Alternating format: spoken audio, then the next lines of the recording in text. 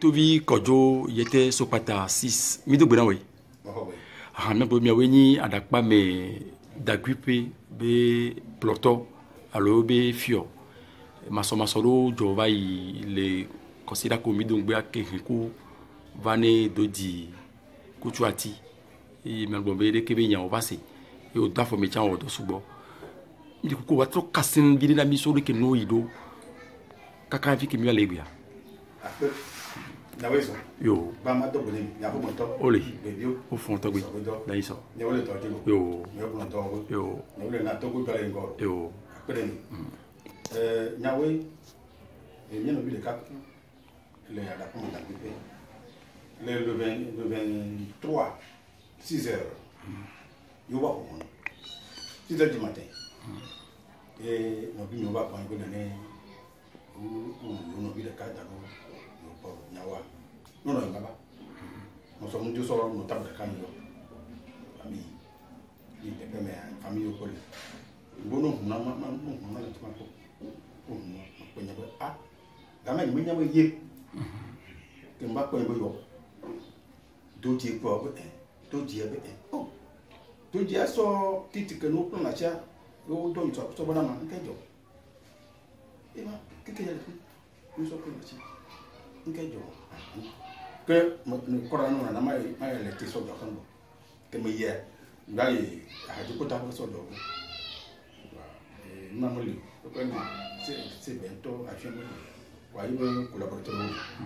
wa o se nya kwa o so me on ko mo se ka o ko ka mi ba te pe me o to da sia o bo fo mi le tuma sa de mbo no na ka ba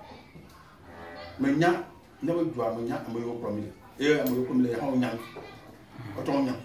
tala no ka ba no wajo be ate be achamba ipa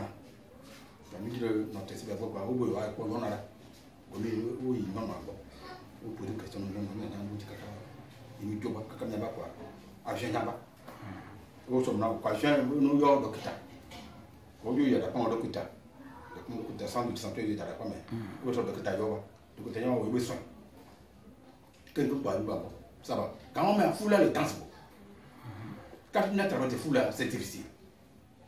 et tout nos problèmes va me découper non faut tu connais mais il y a un job et tu n'as pas compris on ne faut tu connais à moi on va le garder de mieux promouvoir au soba on va apprendre nous que voir on va apprendre on va gagner nous ne pas un job on ne peut pas pour gagner ça mais nous sommes zangade kwa so taka ko ba mi nyati ka woso o ba kwa tuma to ya pa ba de dire agboto nyo o yo mbo aola mo ko so te carte o le carte ndi o senya o ma no pratique to ndi o ba bo na tame ndi ya yemi yo bo mi yo lo ka ti peuple ba c'est ka gina ka pi to na du ji de ma me c'est difficile et comme on ko comme pas merde de ka merde ba oh merde il a pas de il a pas de mais d'abord il t'a connu mais le manque kaka il va pour ça donc ma population de danse très danse je ne vois na tout monde la comme le fa non mon qui est battre non numéro on va so oui moi so ba o le to da bo be e ja so mo ya no bulu ti ba ina ka ba ti mo tunu bien da so mo yo bon et puis pour ça donc va le bon canto yo te wo mo di o jo ke bo que code de pe me ko subi le ko ça me subi là code de comme be ta na mo quoi tu me kan no ko fo bi ma kan ça me subi yo jo ko be bo mo so mo na quoi et mon toute famille a ben no dia makaba no wo no dia mo kaba nkata nya souvent nya beto wa ne amure kunana nana ye amel kota ona manifestation ko sinon mke ma de kuma tetumu na mel mo ge mke ba tetumu wa yote o to no pita comme ça non na ke nyale comme calme non bo mi ale la kasa na don so amenta do ba le mke ya mo de ba fa c'est que into subi mo ba nya mo ku fa da mo ku fa do nka fa c'est là imi so no o tamoro kwa famille o senya o to ti o jaruta ya mo deba ko no ba d'après un autre couple jeunesse les hauts c'est pas l'eau dans l'eau ça me sert de leçon c'est bon ah oui donc on a le chemin et on a ce bon temps à savoir mais d'abord pour le moment mais ça nous t'a que nous terre peut-être on voler commissaire les d'après commissaire que la Maya Kobe il a fait son travail mais non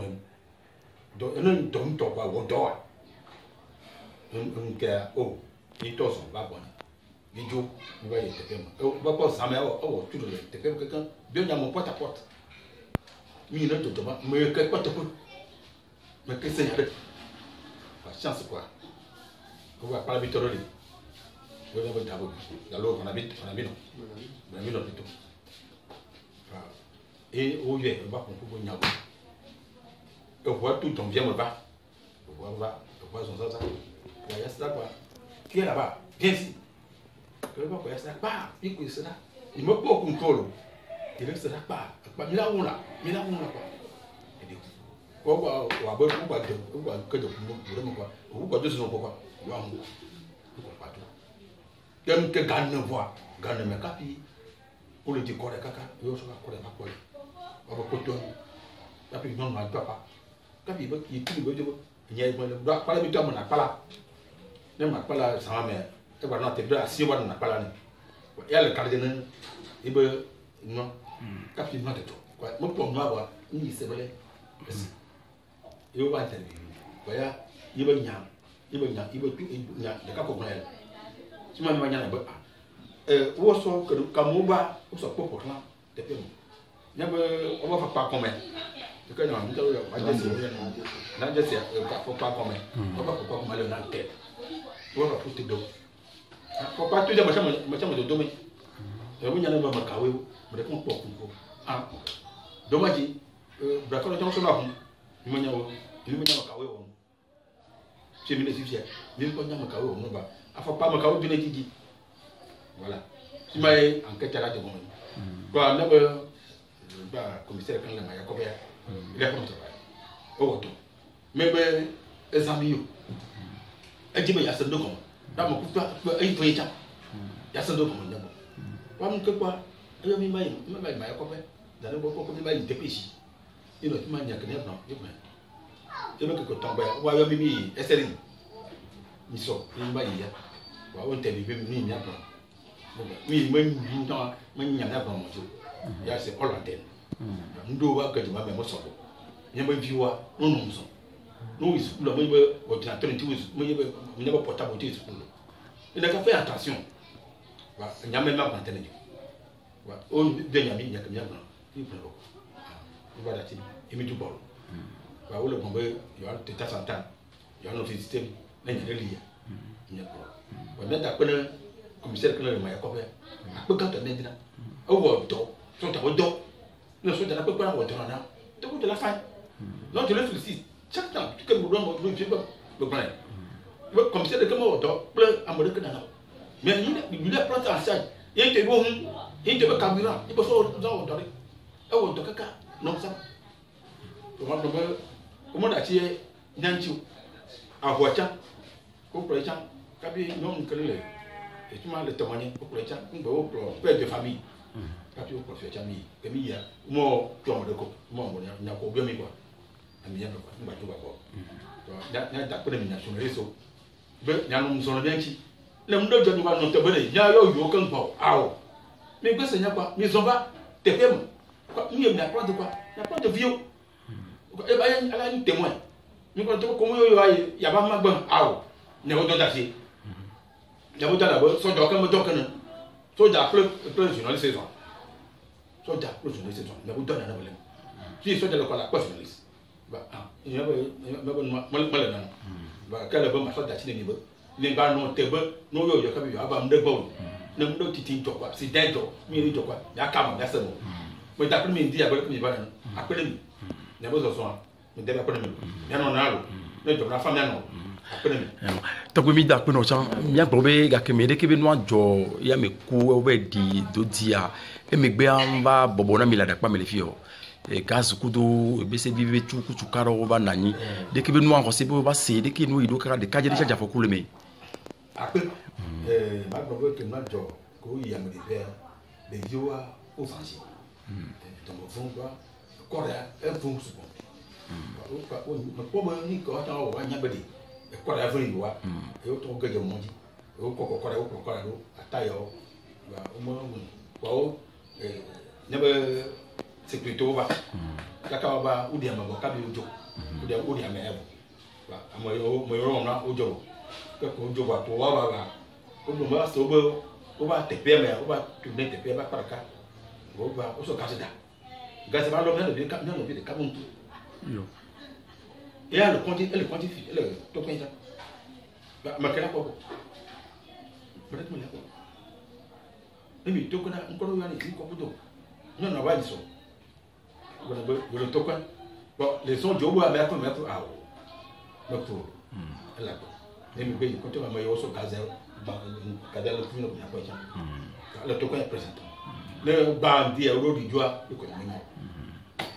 ni to bi so to vole wan le pour me ba diare de ke no me le do fifi e mi sin to chambe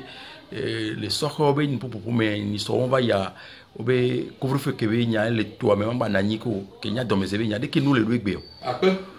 ba do après ni agboto no do to nya nya to de couvre-feu alors nyon te ka ba lo be manyi amere kala ba yilo be couvre-feu nya te la ba couvre-feu lo be mena na bele nya to de se nya te ka ba couvre-feu ni manya te ko se nya ma so do na amoyine ba sa nga ja bi me et même pas que tu n'as pas couvert la femme, elle est exactement. Il y a bon, il y a mon quartier, il a couvert. Couvert. Il m'a dit le couvert. Que y ait, il y a un tomé de couvert, il n'y a pas, que l'on a vu ce baba, il n'y a pas de boulot, dans sa mère, musique qu'on a mis, à coller de nos amis souvent. Nous, Diana, le cannibale était face à la mobile, il n'a pas de couvert. Bah, elle va me bosser. Là, mon cannibale, il y a un cas ici. Pour que le bien, ça en cas de même. Mais il a pas entendu que toi, ben, la pomme de toi, comment on prend la donc on a mis ensemble avec bien envie que au Dagas gaz long couvina et les condi tammi on va dire les condi be ay pe on pognon que nous doit de government aba me don todo va bosser be fionné va on me kokoko walo bo we que latin mondo ya drando ne ji ba fara mo ma probo uba ta oba bio le tata be elle conti les nous docteur de conti les token et ba to sur l'Olympie elle fima quand obo nous yo aussi on me quand parce que obo o afora da ta oui be question non oui be ko menya ngale te bo le ko bo be ko mba pour maintenant minyambe yo be so de ke be nyaso ikojo nyaso ikojo me alo kojo do be nyala nanti pour maintenant minya unana minya be kojo bo ya ja na mu joya kojo bo ko ina ne le kojo pere o la la ta fa fa pe je na o le na kete wa na nya le ya e kojo na nya do donc bien be milliard da pas mais nya da pas be fio da grouper les filles ko hika wele no de ke be couvre-feu be nyaonti ba ko so hewo yimi se be le nya be fiame les filles ta flacha me pour be nya o ba yedi alo am ku to chan mi ba se to voler do di be nya de ke ko hio le do o la table na mi ma ko be ko fi ba nya nya to lancé e mo nya o wa sasa amo yo bu da mi be ni o ku se me nya ne be ta che ko so na no o ba nya we ni so ko ko tu e ni de ka e la bodi un peu pour 20 heures ka ka o ba ko kentia o pu na me ba abodi ba le ye to ko ba ko i to no la chiri wa peut-être nous n'a pas dormi mo tu no pour 20 heures quoi rentrer à la maison là Jésus on comprend on va trop 20 heures mo tu no pour 20 heures quoi il faut que va beau mo chamo tu va beau pour nous nka ji yale ba mo la bodi nka ji la bodi ah doji mo bio o bo ja parti ko bi ko to bon ba la bodi e mo ye wa take mo bo do mo ko do ku so de fie nya bo ku fe ele e mo yo to ma le ko bi ya nya ko fe le ke pe ke e ni ma nya mi ma po na de ke te ko a mo de ku mi so o so ku bele la ke ma mi nya la ke mo pe ya ba la ke ye ya ko de si moi ouais pelle va au quoi trace au lundi mais il y a quoi il y a cadeau va il y a tombe quoi va trace lundi quoi hein à moto d'ici quoi ils ont fait ça au moins au moto sous au ouais attends et peut-être maman dit tout du temps il a pas mal donc mon poids c'est ma le mieux voilà pour les d'accord mais à pas né les dans d'accord mais dans bébé il est suite il est suite dans la femme d'accord mais il est suite dans la femme d'accord non elle est pas mal tout fait et de kanya poima de kanya dromati tapi ibe où est-ce mais il y a pas en place tu vas te voir partir a dromati document bleu après il est il est tama bon que nous doit document bleu un nyama ka ko nyama et ta pas elle va bonne ba ni ba lui avec de bonne famille ni soit papa bele pour quand il me le kimi loro